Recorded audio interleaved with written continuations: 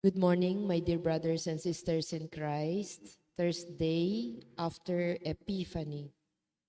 Let us include in our Holy Mass the following intentions. For the Thanksgiving of Richard and Chona Yumul, Nympha Agapito Ong. For the birthday Thanksgiving of Nathan Adlinmer Herarman. For the healing, good health, and speedy recovery of Romina Arponce. For the eternal repose of the souls of Jose Roman Sr., Jose Roman Jr., Antonio Iluminada, Juanita Alejandra, Lamberto Carlson Clarence O. Ariem, Sister Maria Socorro Sulatorio, and all poor souls in purgatory.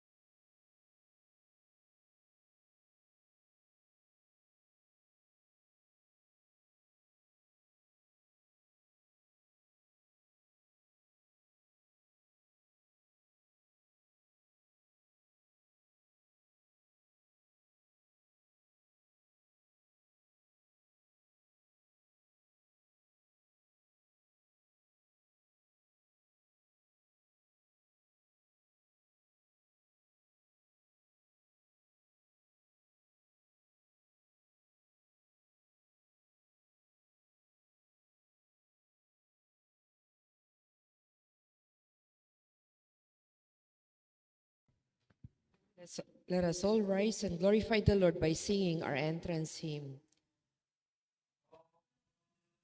Holy, faithful, joyful and triumphant, O come ye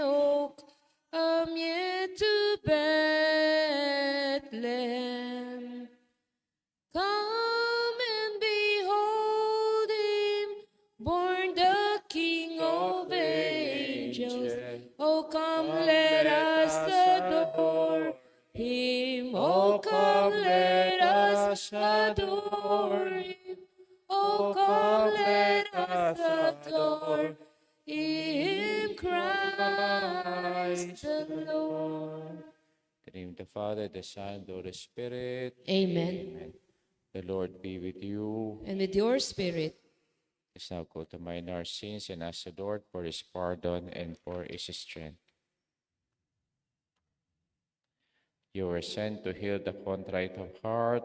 Lord, have mercy. Lord, have mercy. You came to call sinners. Christ, have mercy. Christ, have mercy. You are seated at the right hand of the Father to intercede for us. Lord, have mercy. Lord, have mercy. Mighty God, have mercy on us, forgive us our sins, and bring us to life everlasting. Amen. Let us pray.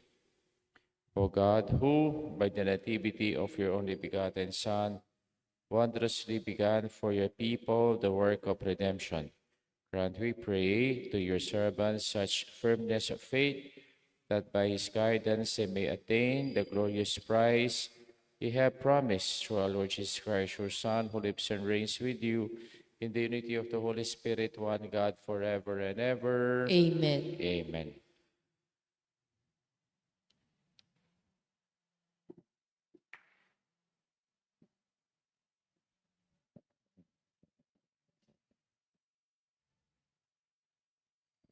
A reading from the first letter of St. John. Beloved, we love God because He first loved us. If anyone says, I love God, but hates his brother, he is a liar. For whoever does not love a brother whom he has seen cannot love God, whom he has not seen. This is the commandment we have from him. Whoever loves God must also love his brother. Everyone who believes that Jesus is the Christ is begotten by God, and everyone who loves the Father loves also the one begotten by him. In this way, we know that we love the children of God when we love God and obey his commandments. For the love of God is this, that we keep his commandments, and his commandments are not burdensome. For whoever is begotten by God conquers the world, and the victory that conquers the world is our faith. The word of the Lord. Thanks be to God. Lord, every nation on earth will adore you. Lord, every nation on earth will adore you. O God, with your judgment endow the king, and with your justice the king's sons. He shall govern your people with justice, and your afflicted ones with judgment. Lord, every nation on earth will adore you. From brood and violence we shall redeem them, and precious shall their blood be in his sight. They prayed for continually, day by day shall they bless him. Lord, every nation on earth will adore you. May his name be blessed forever, as long as the sun, his name shall remain. Lord, every nation on earth will adore you. In him shall all the tribes of the earth be blessed. All the nations shall proclaim his happiness. Lord, every nation on earth will adore you. Let us honor the Holy Gospel. Hallelujah, hallelujah, hallelujah, hallelujah. The Lord has sent me, bring glad tidings to the poor, and to proclaim liberty to captives. Hallelujah, hallelujah, hallelujah, hallelujah. The Lord be with you. And with your A spirit, reading from the Holy Gospel according to Luke. glory to you, O Lord. Jesus returned to Galilee in the power of the Spirit, and news of him spread throughout the whole region. He taught in their synagogues and was praised by all. He came to Nazareth, where he had grown up, and went according to his custom. Into the synagogue on the Sabbath day, he stood up to read and was handed a scroll of the prophet Isaiah. He unrolled the scroll and found the passage where it was written, "The Spirit of the Lord is upon me because he has anointed me to bring glad tidings to the poor. For he has sent me to proclaim the liberty to captives and recovery the sight of the blind, to let the oppressed go free, and to proclaim a year acceptable to the Lord." Rolling up the scroll, he handed it back to the attendant and sat down, and the eyes of all in the synagogue looked intently at him. He said to them, "Today the scripture passage is fulfilled in your hearing." And all spoke highly of him and were amazed at the gracious words that came from his mouth. The gospel of our salvation. Praise to you, Lord Jesus Christ. Good morning po kay kayungan. Good morning po, Among.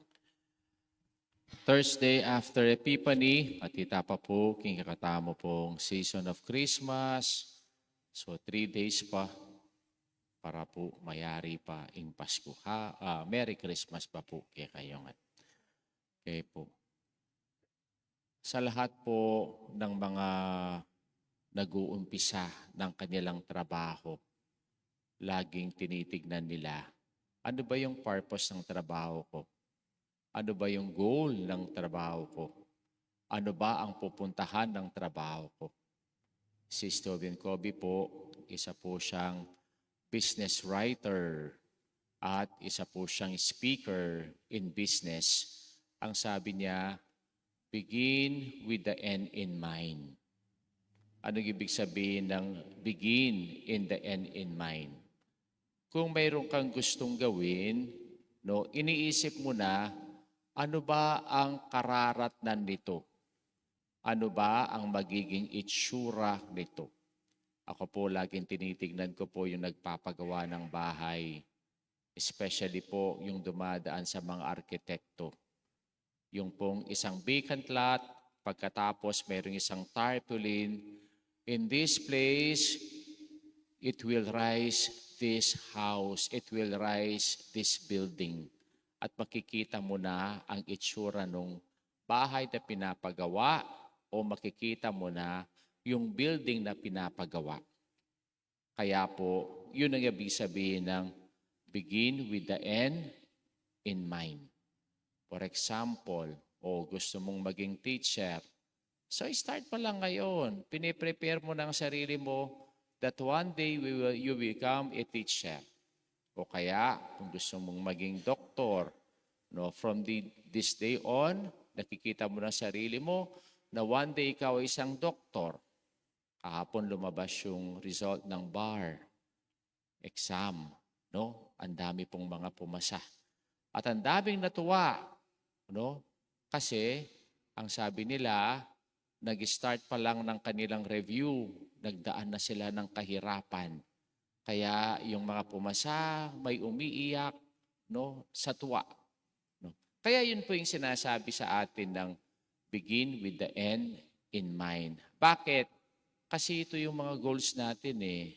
Ito yung mga pathway natin para makuha natin yung mga goals natin sa buhay. At ito po yung nangyari sa ating Panginoon.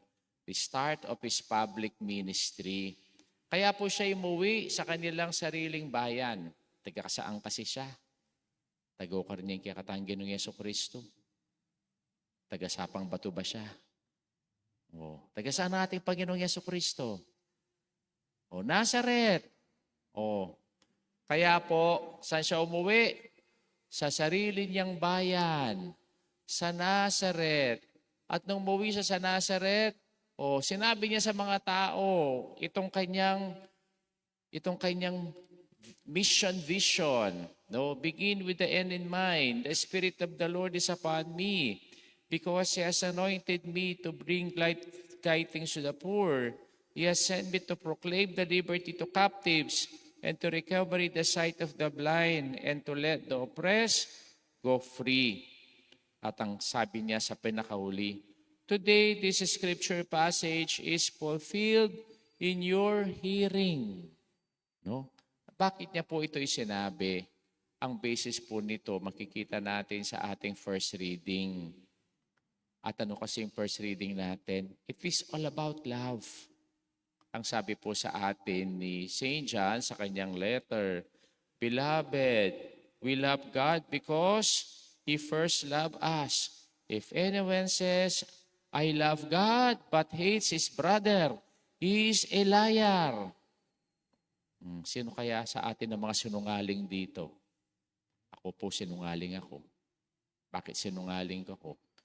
Minsan sinasabi ko, I love God, pero ang hirap mahalin ng kapwa. Ay, hindi ba kayo mahirap magmahal ng kapwa? Lalong-lalo niyang kapwa na mahirap kausapin.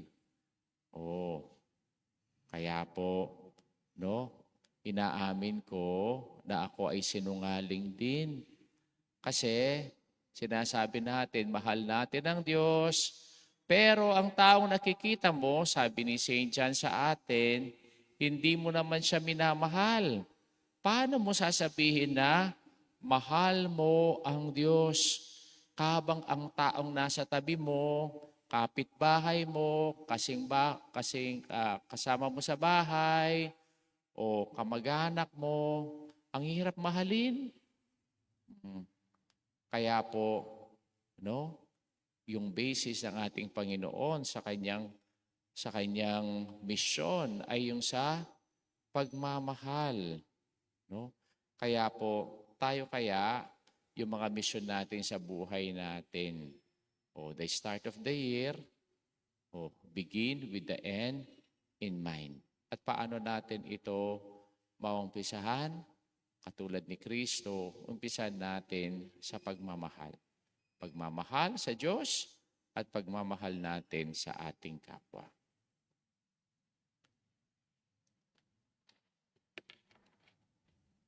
We now turn with confidence to the Father, whose Son Jesus proclaimed the year of favor at the synagogue in Nazareth.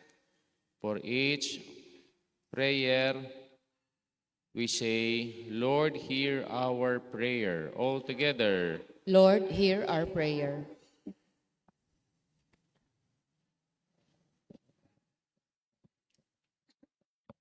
That the whole church may be guided by example and teachings of Christ in the preaching of the good news, we pray. Lord, hear our prayer. That those in government may be mindful of their obligation to show true concern for the poor and neglected of our society. Let us pray to the Lord. Lord, hear our prayer. That we may have the courage to take necessary steps to make our lives conform to the gospel message. Let us pray to the Lord. Lord, hear our prayer. Lord, keep our prayer. That the sick may experience the Lord's healing comfort through our care and support. Let us pray to the Lord. Lord, hear our prayer. That our beloved dead may obtain eternal rest. Let us pray to the Lord. Lord, hear our prayer.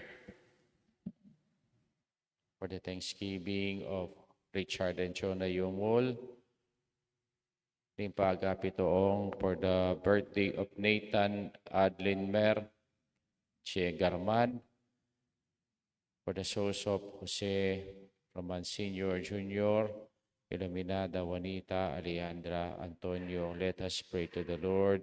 Lord, hear our prayer. We pray for our personal intentions. Almighty God, you sent your Son, Jesus, to give his life that we might be free. Save us through his merits and restore our world to harmony and peace with you, who is Lord forever and ever. Amen. Amen.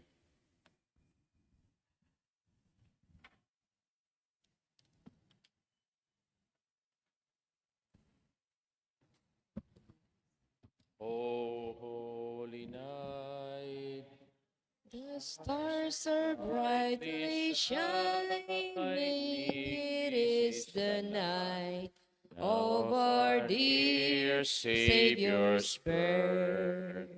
Long lay the world in sin and error finding. Sorry, Lord, of all creation, to goodness we have this And bread, the and as our song bread of fell its life. word, a thrill of hope. The weary world rejoices, for yonder Yes, are you, Lord God of breaks all creation, to a goodness we new and glorious this morn. morn. Fall on your knees, oh, hear the angel voices on high, divine, all night, when Christ was born. All night, divine, all night, divine. Pray, my brothers and sisters, that my sacrifice and yours may be acceptable to God, the Almighty Father. May the Let Lord us accept the sacrifice at your hands for the praise and glory of his name, for our good and the good of all his holy church. Receive our oblation, O Lord, by which is brought about the glorious exchange, that by offering what you have given, we may merit to receive your very self. Through Christ our Lord. Amen. The Lord be with you. And with your spirit, Lift up your hearts. we lift them up to the Let Lord. us give thanks to the Lord our God. It is right and just. It is really right and just, our duty and our salvation, always and everywhere, to give you thanks. Lord, Holy Father, Almighty and Eternal God, for today you have revealed the mystery of our salvation in Christ as a light of the nations. And when he appeared in our mortal nature, you made us new by the glory of his immortal nature.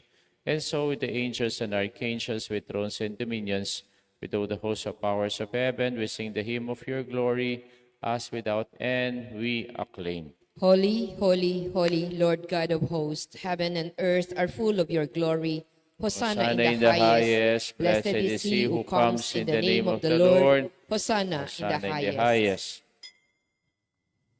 You are indeed holy, O Lord, the fount of all holiness. Make holy, therefore, these gifts, we pray, by sending down your Spirit upon them like the dew fall, so that they may become for us the body and blood of our Lord Jesus Christ. At the time he was betrayed and entered willingly into his passion, he took bread, giving thanks, broke it, gave it to his disciples, saying, "Take this, all of you, and eat of it, for this is my body, which will be given up for you."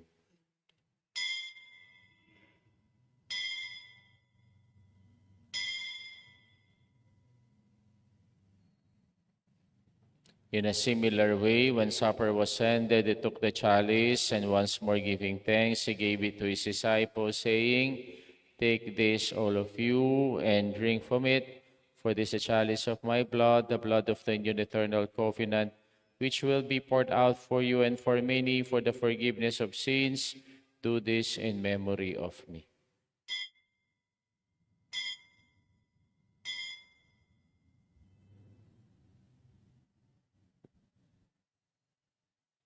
The mystery of faith. When we eat this bread and drink this cup, we proclaim your death, O Lord, until you come again. Therefore, as we celebrate the memorial of his death and resurrection, we offer you, Lord, the bread of life and the chalice of salvation, giving thanks that you have held us worthy to be in your presence and minister to you. Humbly we pray that partaking of the body and blood of Christ may be gathered into one by the Holy Spirit. Remember, Lord, your church has spread throughout the world, and bring her to the fullness of charity, together with Leo, our Pope, Florentino, our Bishop, and all the clergy. Remember also our brothers and sisters who have fallen asleep in the hope of the resurrection, and all who have died in your mercy. Welcome them into the light of your face. Have mercy on us all, we pray, that with the Blessed Virgin Mary, Mother of God, with Saint Joseph, her spouse, with the blessed apostles and the saints who have pleased you throughout the ages, we may merit to be co-heirs of eternal life and may praise and glorify you through your Son, Jesus Christ. Through him, with him, and in him, O God, Almighty Father, in the unity of the Holy Spirit, all glory and honor is yours forever and ever. Amen. Amen. Amen.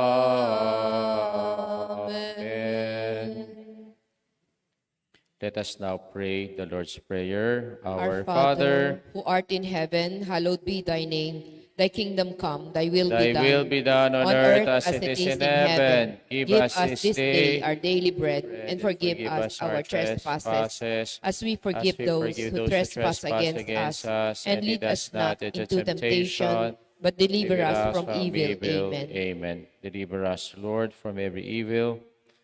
Graciously grant peace in our days. By the help of your mercy, we may be always free from sin and safe from all distress, as we await the blessed hope and the coming of our Savior, Jesus Christ. For the kingdom, the power, and the glory are yours, now and forever. Lord Jesus Christ, you said to your apostles, peace I leave you and my peace I give you. Look not on our sins, but on the faith of your church.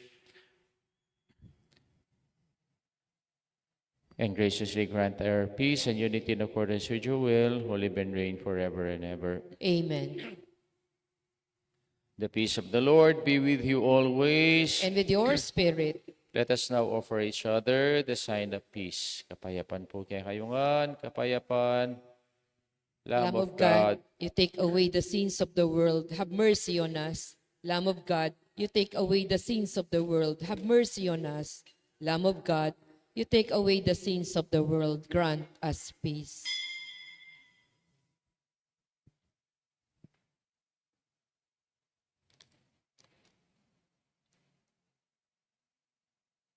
behold the Lamb of God, behold him who takes away the sins of the world. Blessed are those who go to the supper of the Lamb. Lord, I am not worthy that you should enter under my roof, but only say the word, and my soul shall be healed. The body and blood of our Lord Jesus Christ, keep us safe for eternal life. Amen. Amen.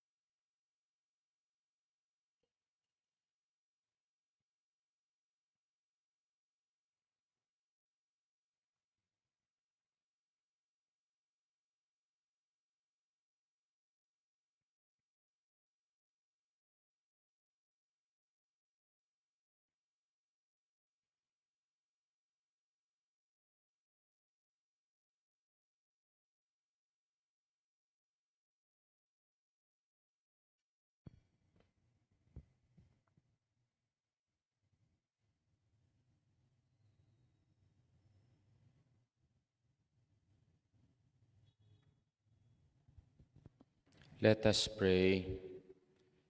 Grant, we pray, Almighty God, that by the power of these holy mysteries, our life may be constantly sustained through Christ our Lord. Amen. Bukas po yung misa tamo, 6:30 a.m. Piyesta na nga pong Nazareno. Sterelen, tanga pong Nazareno. Padala. Dalami po tane. The Lord be with you. And with your spirit, The mighty God bless you all. the Father, the Son, and the Holy Spirit. Amen. Our Mass been offered. Let us go in peace and to love and to serve the Lord. Thanks be to Thanks God. be to God. Good morning po kaya kayo. Good morning.